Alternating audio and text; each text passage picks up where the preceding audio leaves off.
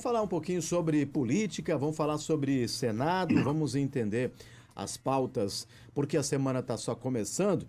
E depois de acompanhar a agenda do ex-presidente Jair Bolsonaro por Santa Catarina, o senador catarinense Jorge Seife volta às atenções à rotina do Senado, as pautas, as discussões que envolvem o Brasil. E o senador conversa com a gente ao vivo, de forma remota, com o ouvinte da Jovem Pan aqui em Joinville. Senador, bom dia, bem-vindo à Pan. Muito obrigado por conversar com o ouvinte aqui da nossa região, iniciando a semana.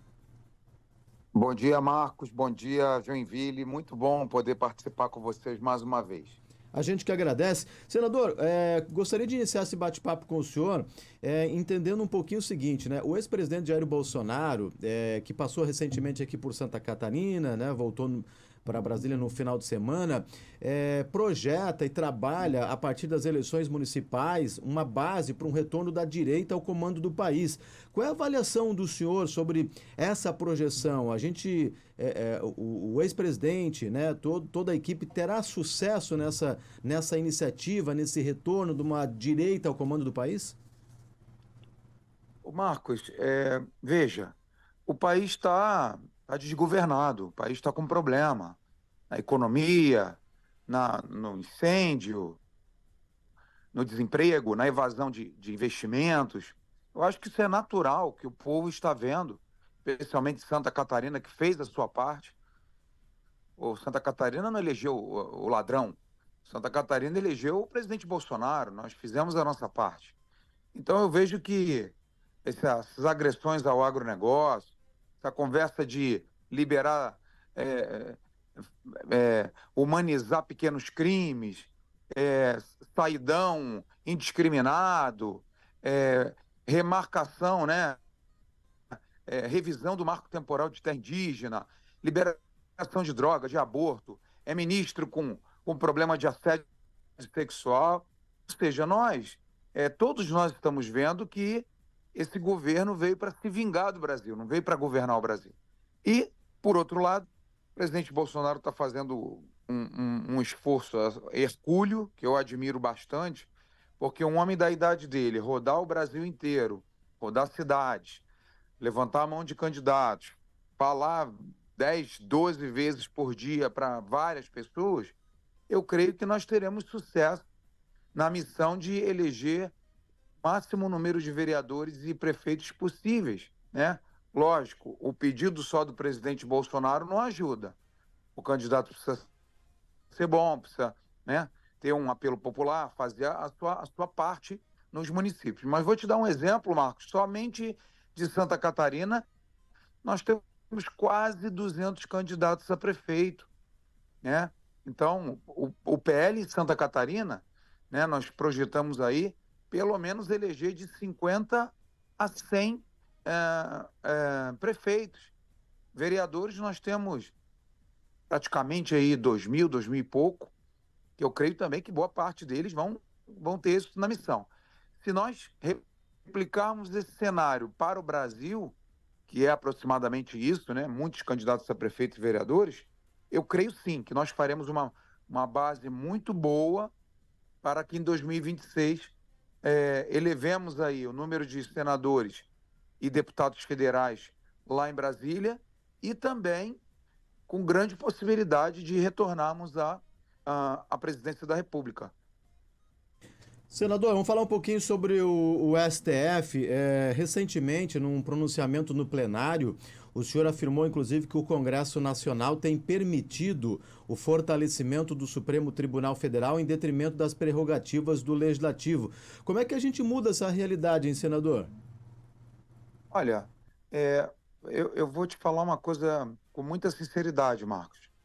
Enquanto a população e os políticos não se conscientizarem de que os poderes precisam ser autônomos, independentes e se respeitarem, nós não estamos no bom caminho. O Supremo Tribunal Federal hoje ele trabalha como executivo, como legislativo e como judiciário. Ou seja, ele tem atropelado funções do executivo e do legislativo.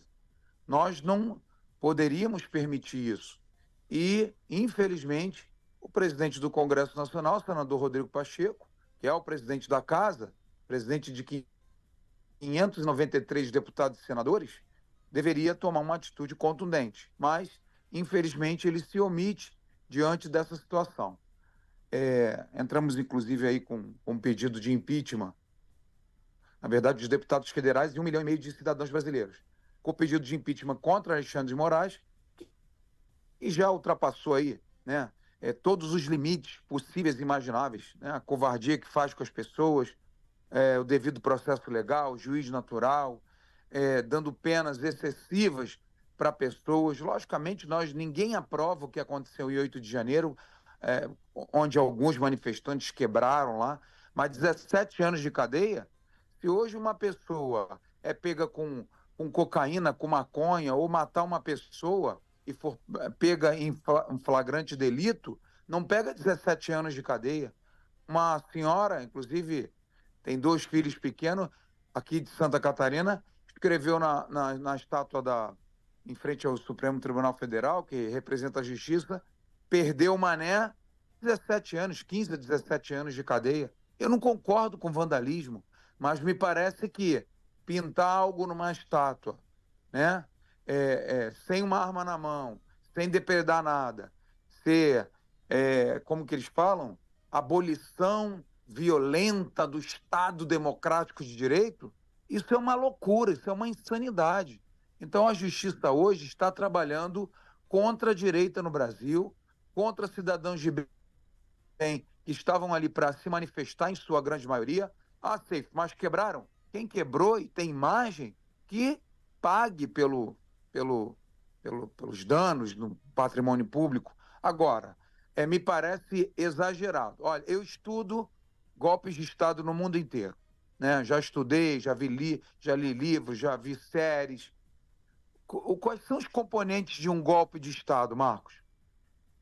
Uma milícia armada, ou um exército, ou forças policiais, sangue, bala, revólver, metralhadora, fuzil, violência. Como é que se faria um golpe de Estado num domingo, onde não haviam autoridades em Brasília, em recesso parlamentar? Então, é uma coisa de louco, de louco. Nós não podemos mais permitir. Aí bane o X. Quando Alexandre de Moraes baniu o X, ele não calou a direita, ele calou a todos nós, independente se gosta ou não de Lula ou de Bolsonaro, ele calou um país inteiro. Ele bloqueou as contas da Starlink, que é um outro CNPJ, com outros sócios, para pagar multas absurdas, 5 milhões, 10 milhões, 20 milhões de reais, contra o X, que é o antigo Twitter. Então, por essas e outras, né, muitas outras, nós temos aí uma infinidade de absurdos e abusos de Alexandre de Moraes, que o presidente do Senado, Rodrigo Pacheco, precisa pelo menos, Marcos, pelo menos colocar em votação. Hoje, nós somos 81 senadores, um presidente, no caso 80. Um senador eleito, comanda tudo que os 80 vão fazer. Me parece muita concentração de poder. Todos nós fomos eleitos senadores, seja em 2018, seja em 2022, e precisamos, pelo menos, o presidente Rodrigo Pacheco, nós temos falado com ele, temos discursado, temos pressionado, as pessoas estão indo na rua, precisamos, pelo menos, colocar em votação. Se na votação der um resultado diferente da não abertura do processo de impeachment, que, na verdade, a votação não é para tirar Alexandre de Moraes, nós vamos fazer o contrário do que ele faz com as pessoas, de não dar o direito de defesa. Ele vai ter um processo, vai ser afastado, poderemos aí investigar, vai ter como se fosse uma junta defendendo, de senadores, e uma junta apresentando os absurdos, né, os abusos de Alexandre de Moraes. E no final vai ser votado.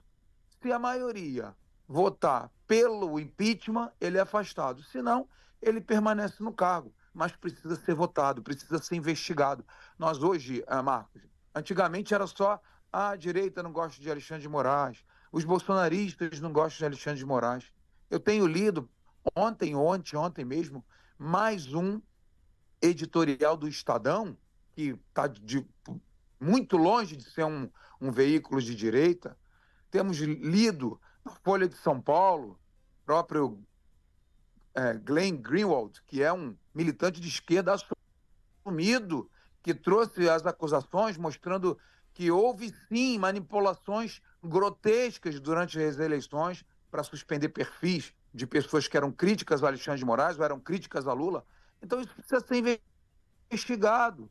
Nós temos hoje não mais uma parte do Brasil criticando Alexandre de Moraes por suas ações, mas nós temos veículos de imprensa, jornalistas como William Wack, ou William Vac, como vocês preferirem, da CNN, falando disso todo dia.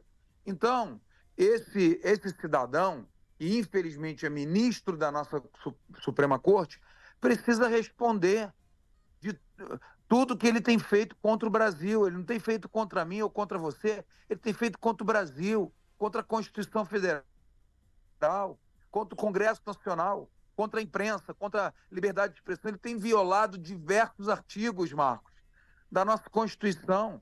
Olha, a nossa liberdade de expressão, vocês da imprensa, precisam nos ajudar com isso. Porque do jeito que está a escalada, né, de cerceamento da nossa liberdade de expressão, o artigo 220 está sendo violado toda hora. O artigo 5º, inciso 9º, se não me falha a memória, está sendo violado a todo instante. Então, o que nós esperamos de um ministro da Suprema Corte? Que ele proteja, que ele zele, que ele cuide, que ele defenda a Constituição, não que ele a viole. Então, nós precisamos realmente da ajuda da população, cobrando o seu senador, manifestações. Nenhum impeachment, Marcos, nenhum impeachment começou de dentro do Congresso para fora. Não, sempre começou pelas ruas. Lembram? Geração Cara Pintada, que tirou o Collor, depois das manifestações na Paulista contra Dilma Rousseff, contra as pedaladas fiscais, contra os absurdos, os abusos. E agora, mais uma vez, nós precisamos da população. Nós, dentro do Congresso, sem a população, nós não vamos conseguir evoluir essa investigação que pode culminar no impeachment de Alexandre de Moraes. Senador, para a gente finalizar, qual é a pauta principal dessa semana no Senado que pode ter algum impacto para Santa Catarina, hein? Olha, eu vou falar uma coisa, Marcos. Até as eleições, as pautas no Senado são tudo água com açúcar. Homenagem a fulano, aniversário de uma corporação, enfim, não tem nenhuma pauta importante porque todos os senadores estão nas suas bases eleitorais elegendo seus prefeitos e vereadores. Então, as pautas no Senado não tem nada de relevante, absolutamente nada de relevante, senão as eleições. Mas após as eleições, eu te dou certeza absoluta que a pauta de Alexandre de Moraes vai voltar à toda e nós realmente precisamos que a população nos ajude, cobrando dos seus senadores. Agora, Santa Catarina foi o único estado que fechou questão contra Alexandre de Moraes. Tanto o senador Espiridião Amin, quanto o senador Beto Martins, quanto eu, Jorge Seif, fechamos questão da abertura de investigação contra Alexandre de Moraes. Eu creio que essa pauta realmente é a pauta do momento, do instante, a mais necessária, importante, que infelizmente nós deveríamos estar discutindo outras coisas, né? Mas como o Alexandre de Moraes virou um inimigo público, um inimigo da nação, da Constituição e da população, nós precisamos realmente envidar esforços para que, pelo menos, esse processo de cassação dele se inicie, para investigarmos. Eu não tenho mais dúvida nenhuma, já conversamos com juristas, já conversamos com entendidos, com pessoas da advocacia do próprio Senado Federal, e realmente eu tenho tranquilidade em afirmar que Alexandre de Moraes violou diversas vezes, reiteradas vezes, a Constituição Federal, e ele precisa ser investigado. E o resultado da investigação será o afastamento dele aí com a graça de Deus e com a ajuda do povo. Senador catarinense Jorge Seif. Senador, muito obrigado por conversar com o ouvinte da Jovem Pan Joinville. Boa semana, e nos próximos dias aí a gente volta, né, a discutir esse tema, atualizar o tema que é relevante e mexe na vida de todo mundo, e as pautas que precisam ser agilizadas e votadas lá no Senado também. Bom trabalho para o senhor. Um forte abraço, meu amigo. Obrigado pela oportunidade. Um beijo grande na cidade de Joinville. Muito obrigado pela oportunidade. Tamo junto. Estou sempre à disposição da Jovem Pan.